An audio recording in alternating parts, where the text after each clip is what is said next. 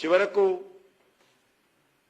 Income tax officers police ఉన్నతాధికారులు తెలిసిన తర్వాత లెంపలేసుకుని డబ్బులు వాపసు ఇచ్చారు.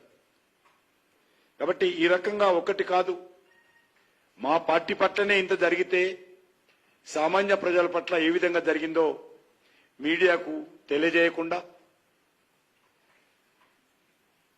వాళ్ళే ఫోన్ ట్యాపింగ్ చేయడము, వాళ్ళే బ్లాక్మెయిలింగ్ చేయడము, వాళ్ళే కోట్ల రూపాయలు వసూలు చేయడము, వారే మరి దీనికి సంబంధించినటువంటి వ్యవహారం నడపడం ఏదైతున్నదో ఇది పూర్తిగా దీనికి ఎవరైనా బాధ్యత అంటే ఏకైక వ్యక్తి ముఖ్యమంత్రి గారు. ముఖ్యమంత్రి తనకు సంబంధించినటువంటి మంత్రులను ఆ రోజు పెట్టుకొని ఈ ఫోన్ ట్యాపింగ్ వ్యవహారము చాలా దుర్మార్గంగా వ్యవహరించడం జరిగింది.